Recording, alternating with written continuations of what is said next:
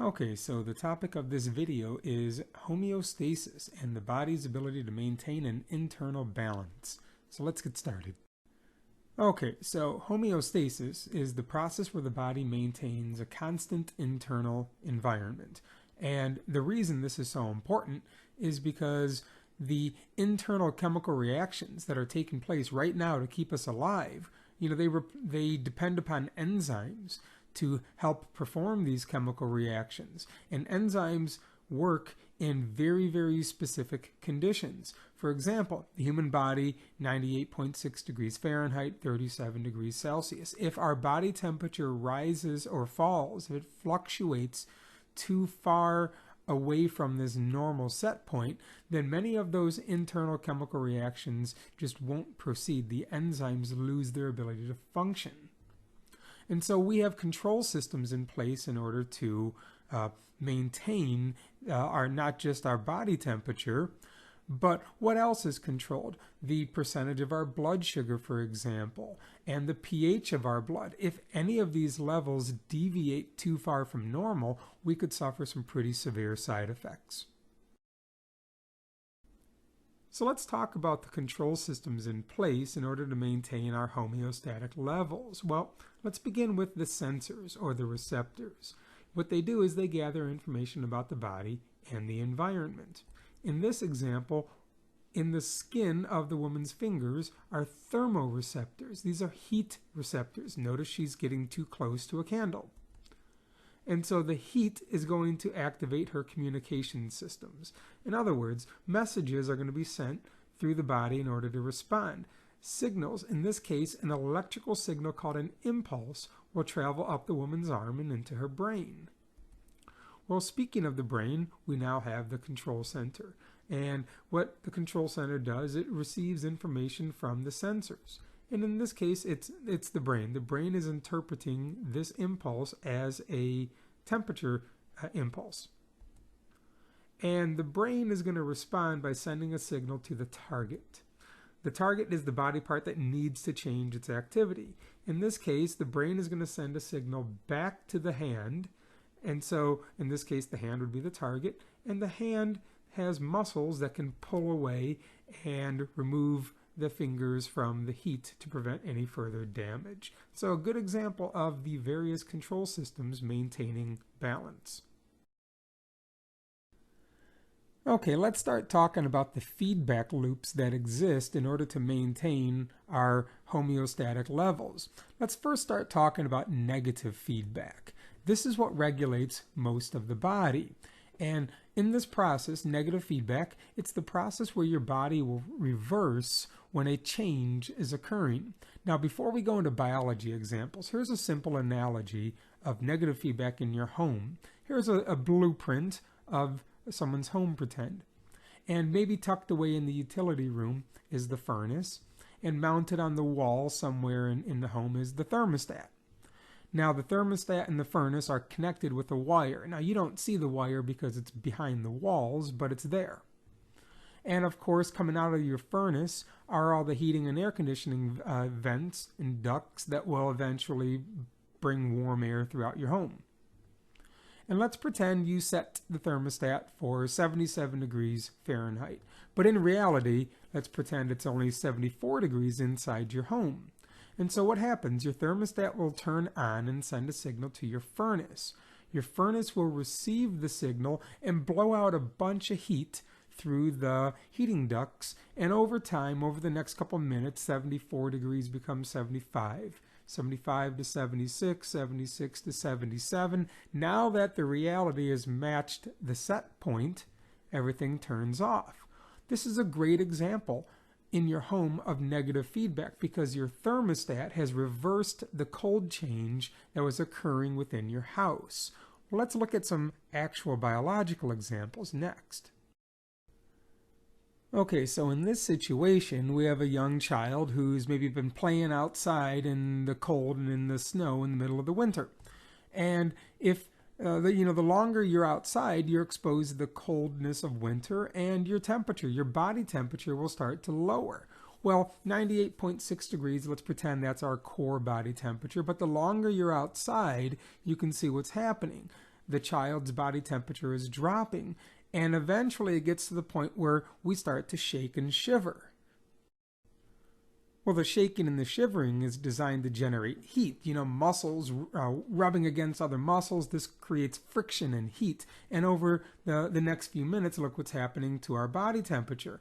It's coming back closer to normal. All this shivering has produced enough heat to rewarm the body and get us back to our normal set point of 98.6 degrees.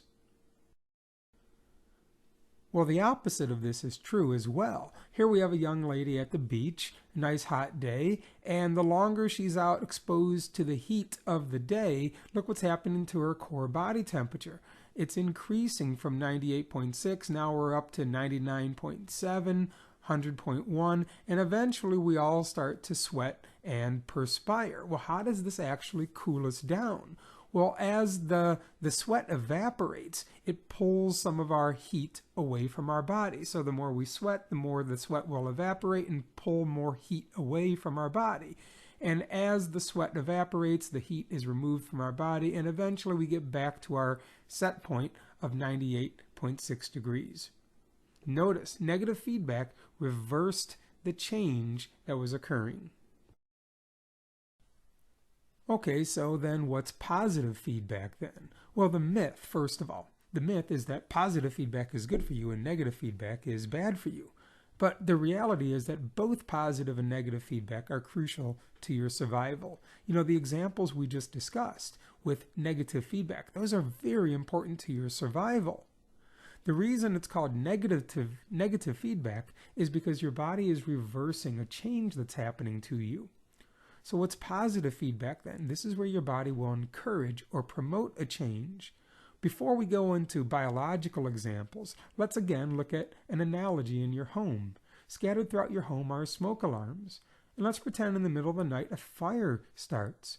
The smoke alarm closest to the fire will probably detect the smoke first and send out that loud piercing noise. Now all your smoke alarms are connected to one another, and so when the first one is activated, it will send out an alert to all the other smoke alarms throughout your home, and they all turn on and they make that loud piercing noise to hopefully wake everybody up to get you to safety. A great example of positive feedback because the alert has been encouraged.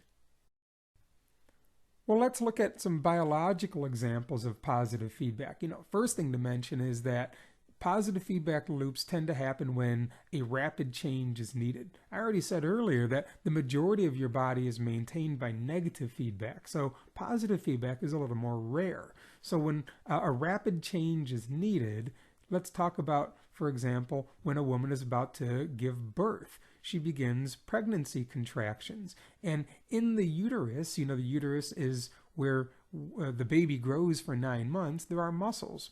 And when the baby is about to be born, the muscle contractions start to squeeze and eventually will help to push and deliver the child. But at first, these muscle contractions begin very slowly. Well, that's going to stimulate a nerve in the woman's cervix to send a signal up her spine and to her brain. The brain will receive that signal and send out a hormone by the name of oxytocin. And those black triangles are symbolic of the hormone. And what do you think this hormone is going to cause those muscle contractions to do? Well, ask yourself, if this was negative feedback, what would happen next? If this was negative feedback, then those hormones would end the contractions. But if that happens, the baby's never going to be delivered. So we don't want to use negative feedback in this example. In this example, positive feedback is going to encourage these muscle contractions. It's going to encourage the change. And what we mean by that is the muscle contractions are going to speed up much more rapidly. Oxytocin is a hormone that helps to speed up these muscle contractions so the baby can be born and delivered quicker, and then the mom and the child are on their road to recovery. Okay, so, changing directions here. The body works together in order to maintain homeostasis. There's no one body part whose job it is to maintain homeostasis. It's your whole body working together. And we see that beautifully in what we call thermoregulation, the maintaining of our body temperature. We're going to see a lot of variety of body parts working together in order to accomplish this. For example, let's say your skin has sensors and nerves on it to detect cold. And so there's the first part of working together, is your skin has detected cold temperatures. Well, what's going to happen next is that the nerves in the skin will send an electrical signal to your brain. So now we're using the nervous system in order to send that electrical signal that you're cold to the brain. Well, now the brain will receive that electrical signal, and the brain will respond by sending out these little black triangles, or hormones. Hormones are chemicals that are released into your bloodstream. And so now we're using the endocrine system to release the hormone, and we're also using the circulatory system to pump the blood. And where are those hormones going? Well, those hormones are going to our muscles. So now we're bringing in the muscular system. And when the muscles receive these hormones, they begin to stretch and contract very vigorously, and that causes our shivering. And we said earlier that the shivering will generate heat to eventually warm us back to our set point. But again, just a really nice example of the many parts that are working together to maintain our homeostatic levels.